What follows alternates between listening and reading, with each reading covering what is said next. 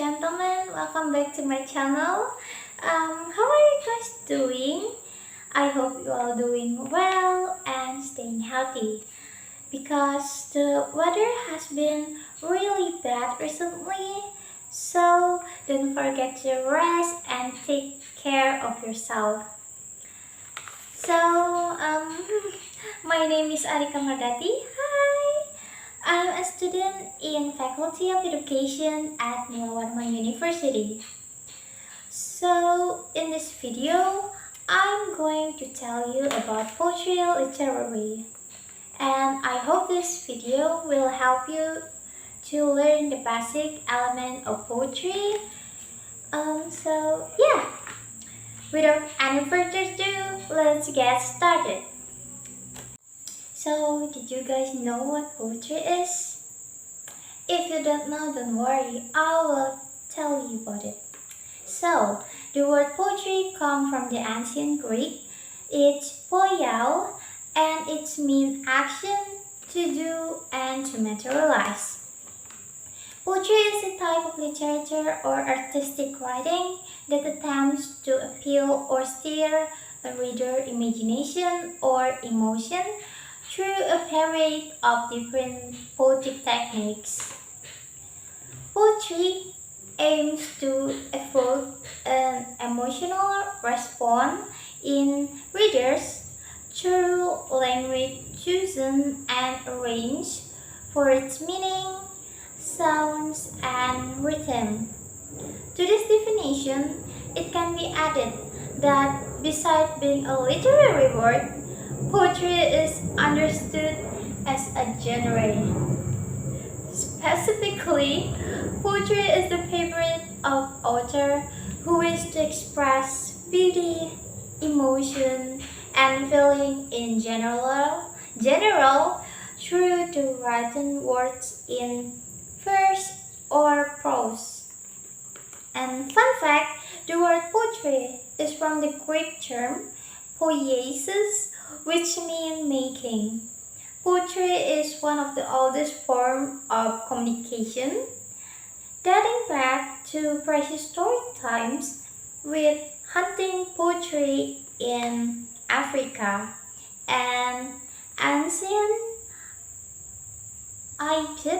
Egypt. Ancient Egypt.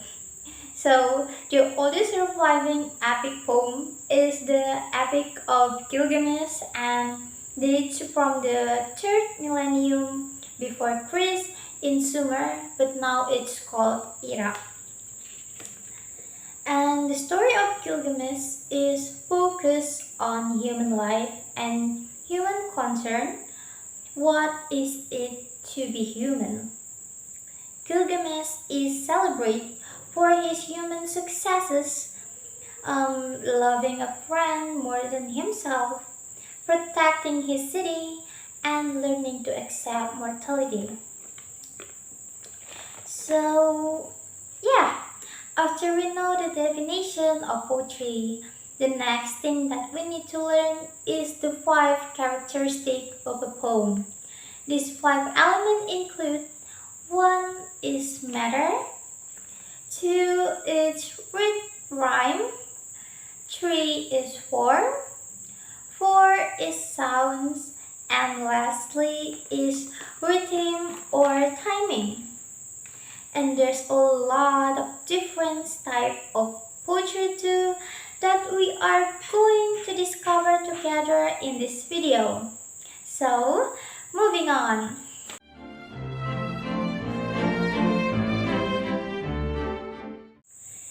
So, the first one that we're going to learn is the theme. A poem is usually about or alluding to a specific topic or theme. The theme of a poem is the message an author wants to communicate through the piece. The theme differs from the main idea because the main idea describes what the text is mostly about. Some of the most common themes that poets write about are love, nature, good versus evil, family, growing up and aging, And then there is a bravery and courage, friendship, animals, prejudice, and war. Okay, the next thing that we're going to learn is the different forms of poetry. There are many forms of poetry that some poets might use a combination of two or more, break the rules of a specific form, or stick strictly to the rules of the form. Every poem is different and use forms to tell a different story. And there is the first one is blank verse. Blank verse is a poetry that is written with a precise metric, such as iambic pentameter, and doesn't rhyme. Shakespeare was a big fan of this form and used it in a lot of his plays and sonnets. And the second one is rhyme poetry. Rhyme poetry are poems that follow a rhyme scheme. The scheme can vary from poems to poem, but one of the most common rhyme schemes is to follow rhyming couplets. And the third, there is haiku. Haiku is one of the most popular forms of writing short poem, and it's originating from Japan. The haiku has only 17 syllable. Three-line poems that have 5 syllables in the first and last line and 7 syllables in the middle line, they often depict an image of nature. And the fourth is free verse. A free verse poem doesn't have a consistent rhyme scheme, rhythm, or musical form. This type of poems may also be called prose poetry because they combine techniques from both poetry and prose. And where are we going? Oh yes, its fifth is ode. Odes are lyrical poems originating in ancient Greece. They are typically short and don't rhyme. They tend to focus on specific individual idea or even. And lastly, there is sonnet.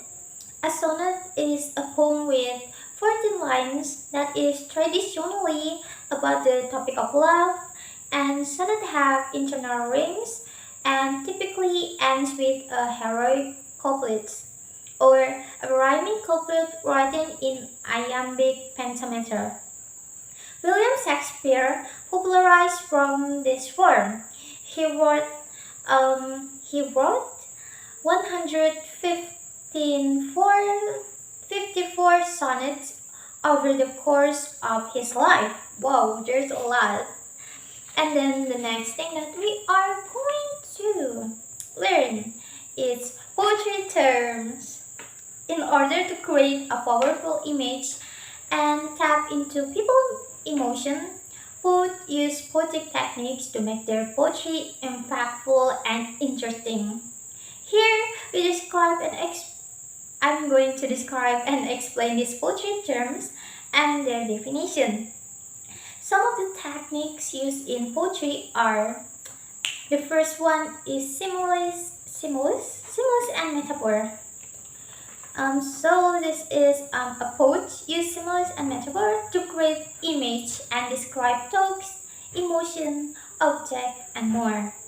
A simile compares one thing directly to another things, often by using the as combination. For example, it was as cool as no. A metaphor says that one thing is another thing. Another example is she had a heart of gold. So by comparing one thing to another, poets can create fascinating image in their poetry to stir a reader emotion. And the next one is alliteration. Alli- Alliteration is the repetition of sounds through consecutive or closely connected words. An example of alliteration is when two or more words in row beginning with the same letter or sounds, like big blue butterflies. And then the next one is symbols. Symbols are used to convey an idea, message, theme, or a relationship in a poem. For instance, an object or character can represent an abstract idea that's difficult to describe. Otherwise, most famously, rose, hearts, and moon in poetry symbolize romantic love. Symbolism is to be seen in action, symbolism is to be in setting, symbolism is to be seen in character, and symbolism is to be seen in situation. And then the next one is rhyme. Rhyming schemes dictate how a poem flows. Flow. Rhymes can even sometimes alter the meaning of a poem altogether. One of the most common rhyme schemes is the rhyming couplet, where the last words in a pair of line rhyme. This kind of rhymes can create a musical and happy tone to a poem. And poems don't have to rhyme always. Sometimes rhyme doesn't suit the theme or the feeling of the poem. So many poets write in blank verse. Poetry that doesn't rhyme but has a particular matter written prefers a poetry without a matter.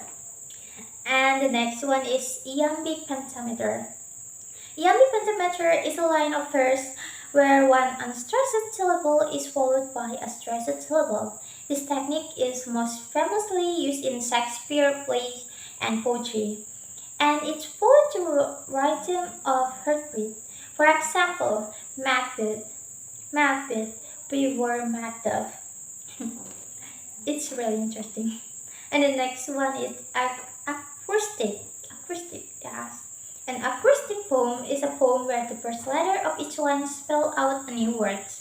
These kind of poems tend to explore a specific theme or topic, such as the season. And then the next one is allusion.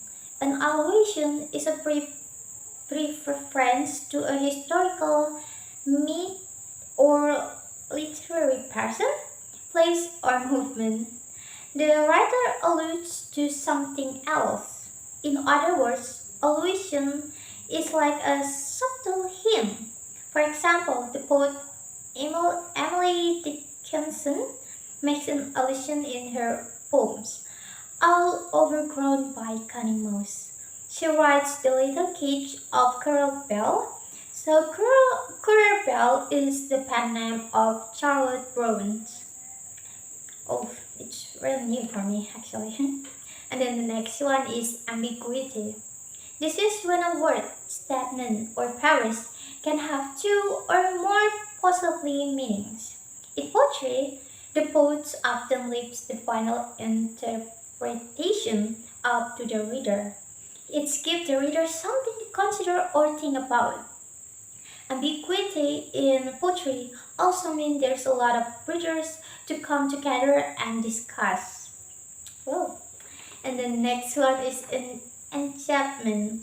In some poems, sentences run between lines without any punctuation to separate them. This poetry term is defined as enchantment. And the next one is hyperbole. Hyperbole is when something is greatly encouraged to evoke a strong emotion or reaction from the reader. For example, George is starving and George is hungry. George is so hungry he can consume a cow. Also, George is so starving that he can consume a cow, a steak, and an elephant. It's interesting. And then the next one is imagery. Many poets use the five senses to create image in their poems. Sight, touch, sound, taste, and smell all play in an important role and can help to create some of the most vivid image. And then the next one is motif. A motif is a recurring or central action or image that can be found in other works as well. For example, one of the most common motifs found in literature is a long journey. And then the next is onomatopoeia. Or did I spell it right? I hope so. Sorry if I'm not pronouncing it right. Onomato- Onomatopoeia is when a word sounds like the word it's describing. Example: snap, crack, pop, bang, boom. For example of this one poem, it's tick tock, tick tock, little clock, tick tock, little clock, tick tock, tick tock, tick. How can I make you stop? How can I tell you are clumping your hands all around your clock face? I just don't understand. You make sounds like tring and buzz and cuckoo. Tell me a little clock. Oh, excuse me. Two. It's a really interesting. So, it's like a sound, it's including a sound. Okay, I understand. So this actually help to evoke emotion and add to the poem's overall image. And then there is oxymoron. An oxymoron is a figure of speech that bring together two contradictory statements. One of the most common example of an oxymoron is the Paris defining silence. And then there is a pathetic fallacy. A pathetic fallacy is when the weather reflects the mood or atmosphere of the poem. For example, rain and stormy weather tend to represent negative emotion, whereas the sun bursting through a cloud can symbolize hope. And then there is a personification. Similar to pathetic fallacy, personification is when human action, thought, and feeling are given to inanimate objects. It brings otherwise inanimate object to life. For example, flowers often dance in the breeze in poetry. This is what we call personification. And then there is stanza.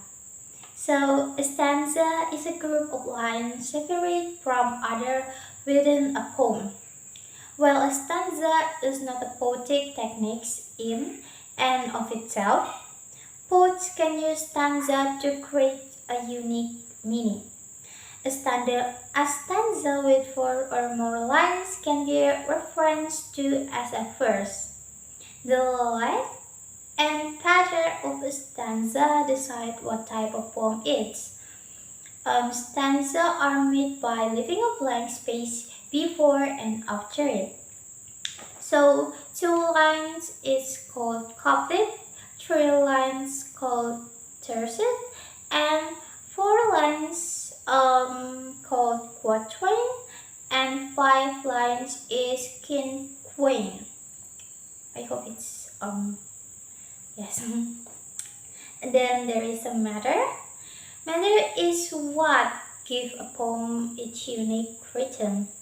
In traditional English poetry, matter has two main parts. The first part is the number of syllables in each line, and the second part, each syllable sounds stronger than other.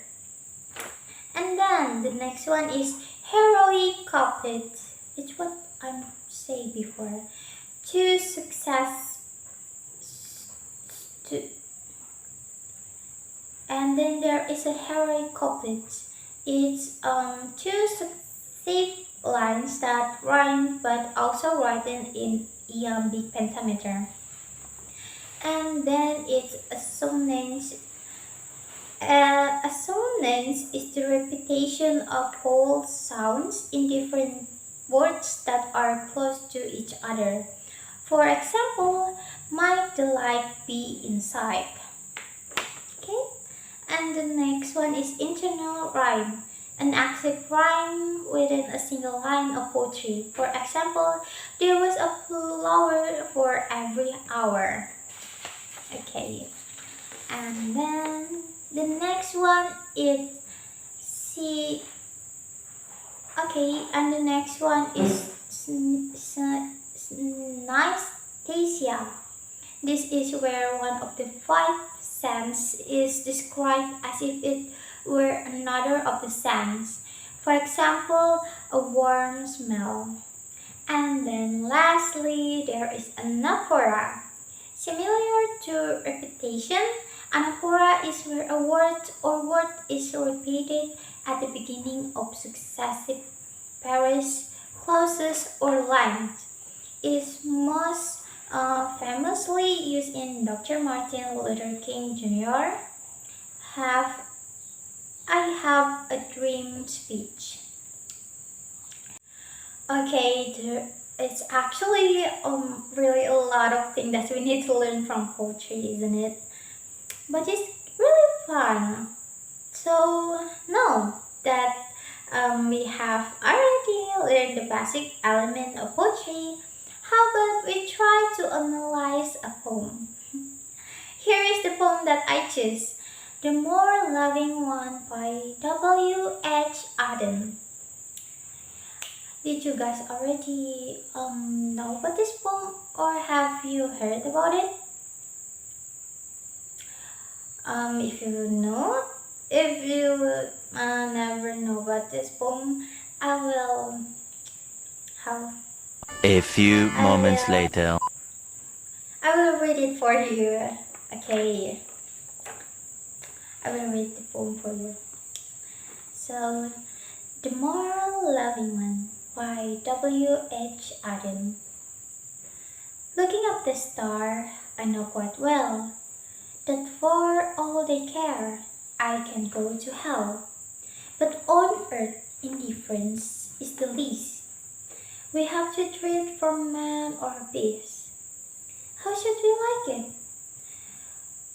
We're star to burn with a passion for us we could not return. If you call affection cannot be, let the more loving one be me. Admirer, as I think I am, of stars that do not give a damn. I cannot, now I see them, say, I miss one terribly all day. We're all star to disappear or die. I should learn to look at an empty sky and feel its total dark sublime, though this might take me a little time. Now we're going to analyze the matter. The more loving one is written in accentual tetrameter.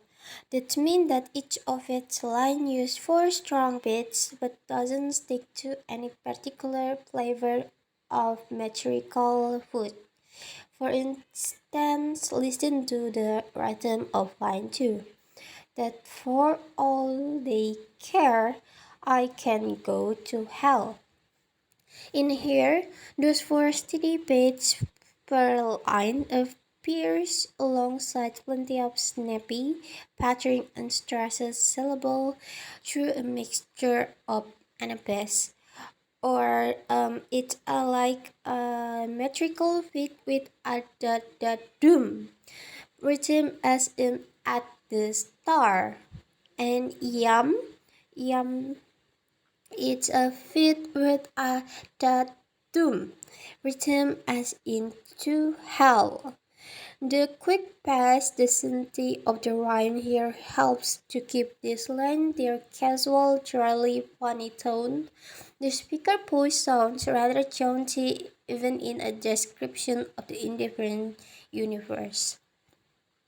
So, compare that busy rhythm to the simplicity of lines 9 and 10. Admire as I think I am of stars that do not give a damn. Here the poem resolved into straight ahead iambic tetrameter. 4 per line of fittingly even. Steady tone for the speaker honest admission that really their admiration of the star only goes so far. Okay, now that we go to discover the rhyme scheme. So the more loving one is written in rhyme couplets, like AABB. In other words, each quatrain used to parrot rhymes in a row. Looking up at the star, I know quite well that for all they care, I can go to hell. But on earth indifference is the least we have to treat from man or beast. This rhyme scheme lends itself to humor. Each of the speakers try assertion about the indifferent star resolves with punchline. Sometimes, of course, those punchline feel more rueful than hilarious. Consider the rhymes in the line from which the poem draw its title. If you call affection cannot be, let the more loving one be me. Odin could have parroted the same idea all sorts of different ways. Let me the moral let me be the more loving one to name the most obvious example by saving up the revelation that the speaker will prepare the more loving one to be me, attracting attention to the word with the anrhyme. The poem defends the poignancy of this moment. What the speaker wished for all after all, it's not quite ideal. It's a preference uh, only has to state if vocal affection cannot be. Now we're going to analyze the themes. So the speaker of audience, the more loving one, reflect that while love is often disappointing, it's still worthwhile. Personifying the star as distant, indifferent beloved, the speakers decide that even if the star don't give a damn about the speaker will go on loving the star for a while at least. Unrequited, imperfect, temporary, or painful love, this poem suggests is better than no love at all. Looking up at the stars, the speaker is certain they are not looking back, an image that hints at the pain of unrequited love. The stars are traditional metaphor for true lovers. Their steady shining evokes fidelity, their beauty that the love lines of beloved face. But however, the speaker reflects this is not the worst possible state of affairs. It's better to love something that doesn't love you back than to be the object of passion that you can return. If equal affection cannot be, that is, if the speaker and beloved can feel the same way about each other, it's much better to be the more loving one than the indifferent party. So, um, love in this speaker vision is not all it's cracked up to be. It's often married by an equal affection, and it's nowhere near as constant as the star.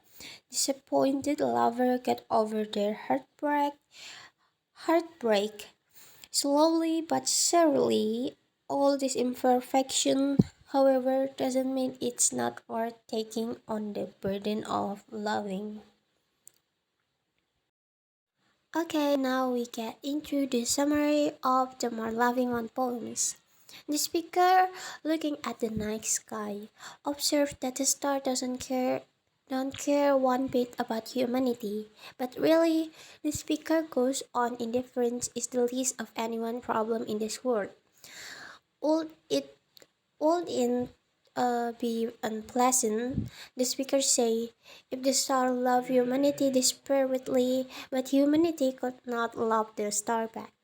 No, if there can be mutual love, the speaker would rather to be the party who loves more deeply. Much as the speaker think that they love the indifferent star.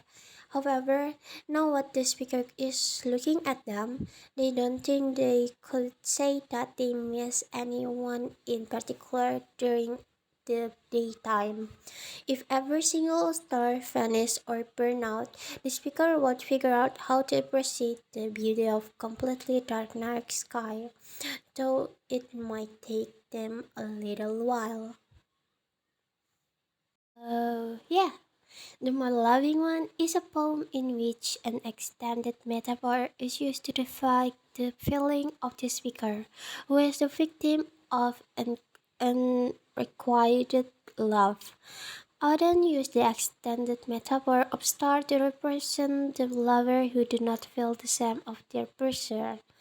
The speaker recognized that the star did not give a damn, but that does not stop him from admiring them. Additionally, he also knows that if the star were to disappear, he would be able to get over his feeling for them after some time. I think that's all from me. I hope you guys enjoy this video and thank you so much for watching. See you guys next time. Bye bye.